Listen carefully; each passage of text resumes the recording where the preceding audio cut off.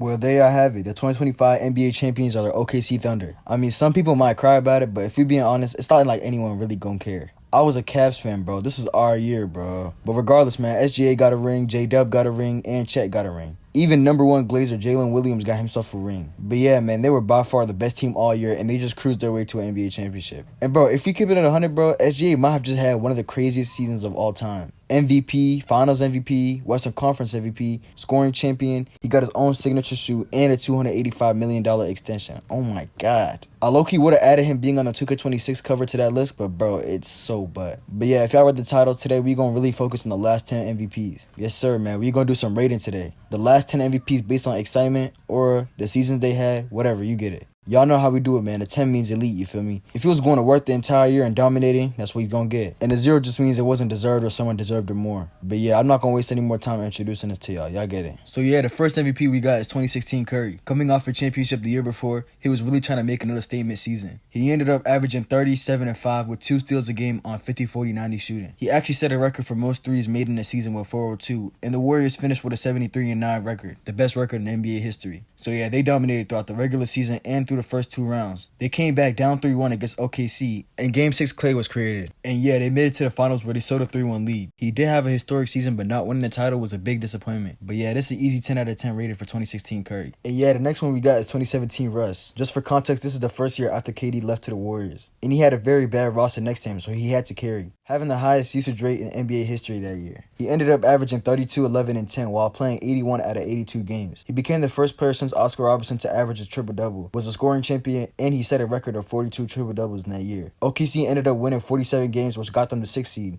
matching them up with the Harden Rockets in the first round. He averaged a 37-point triple-double in that series, but yeah, they lost in 5 games. Anyways, that's what a real MVP season looks like. He ain't have no help, but he still did his very best to win. I'd rate 2017 Russ a 9 out of 10. And yeah, now we got 2018 Harden. You feel me? This Rockets team was a great team, and they were built around Harden's skills and his flaws. They brought in CP3 to help Harden with the ball handling duties, and they easily became one of the best backcourts in the NBA. As for Harden, he ended up averaging 30, 5, and 9 on great efficiency. He led the league in scoring and helped win 65 games and get the first seed in the West. The Rockets cruised through the first 2 rounds of the playoffs, and they were up 3-2 on the dominant Warriors. But with CP3 injuring his hamstring, and with them missing 27 straight threes, they ended up losing in 7 to the Warriors. But yeah, I rate 2018 Harden a 9.5 out of 10. Alright, now we got 2019 Giannis in his MVP season. This was his big breakout season as a superstar into the league and a future face of the league. So yeah, for the season he averaged 28, 13, and 6 assists with almost 3 stocks a game. The Bucks ended up winning 60 games, which was the best in the NBA, so they were confident going into the playoffs. They cruised to the first and second round, only taking 1 loss through 9 games, but they ended up playing the Toronto Raptors, losing to the eventual champions in 6. But yeah, I rate 2019 Giannis' MVP season a 9 out of 10. Now we get the 2020 season and another Giannis MVP season. This season was the year the bubble happened, so the season was a little bit shortened. But yeah, he still averaged 30, 14, and 6 assists, and led the Bucks to a 56-17 record in the first seed in the East. He became the 3rd player to win MVP and DPOY in the same season. And yeah, man, the Bucks kind of disappointed in the playoffs though. They beat Orlando in the first round in 5, but they ended up losing to Miami in the second round. He did have an injury in Game 4, but at that point they were already down 3-1. They wasn't gonna come back. And yeah, man, people started to down him as a back-to-back MVP, not making a deep playoff run. So yeah, I'd rate this MVP season a 9.5 out of 10. Alright, the next one we got is Jokic's 2021 season. I'm not gonna lie, we're gonna have a few ones of him, but let's just start with this one. So this was his first MVP season. He ended up averaging 26, 11, and 8 while playing all 72 games of that shortened season. He became the first MVP in Nuggets history and the first center to win MVP since Shaq in 2000. And yeah, man, it was just an all-around solid year. They got the 3rd seed in the West even with Jamal Murray tearing his ACL. And yeah, he had to carry the Nuggets, averaging 30, 12, and 5 in the playoffs and ended up losing to the Suns in the second round. But yeah, man, I'll give this Jokic season a 9.5 out of 10. And yeah, we got another Jokic MVP season. This one was probably the best one out of all his MVP seasons. So this year he averaged 27, 14, and 8 on almost 60% from the field and 40% from 3. And yeah, that got him his 2nd MVP in a row, and he got the 6th seed in the stacked West. But yeah, in the playoffs, he averaged around the same as the regular season, and they lost to the Golden State Warriors, who ended up winning the title that year. Just like the year before, Jamal Murray was injured, along with MPJ. So if you're being real, they had no chance that year. But yeah, still a legendary season. I'll give this season a 10 out of 10. Alright, now we're going to Joel Embiid in his 2023 MVP season. You feel me? This is a good season. Let's not get it twisted. But compared to every other MVP on this list, he's a step lower than everyone else. He still averaged 33 points a game, 10 boards, 4 assists, and almost 2 blocks a game. You feel me? He was a scoring champion in back-to-back seasons, and yeah, he helped the Sixers get a 54-28 record, which was 3rd in the East that year. But in the playoffs, he ain't played too good, averaging 23, 10, and 3 over 9 games. They swept the Nets in the first round but lost to the Celtics in 7 games. He did have some injuries, but still, 15 points and 27% shooting in a Game 7 is crazy. But yeah, man, overall, I'll give Embiid's 2023 season an 8.5 out of 10. Alright, the second to last one we got is Jokic. But yeah, this was his third MVP in 4 seasons. So just for context, Jokic just came off his 2023 title run with the Nuggets, and they were trying to go back-to-back. He ended up averaging 26, 12, and 9, leading the Nuggets to a 57 and 25 record and the 2 seed. You feel me? He ended up being the 9th player in history to win 3 MVPs. They beat LA in the first round pretty easy, but then they got eliminated by Anthony Edwards and the T-Wolves in the second round. But yeah, man, only thing that season showed me was that Jokic needed more help around him. I'd rate Jokic's 2024 season a 9.5 out of 10.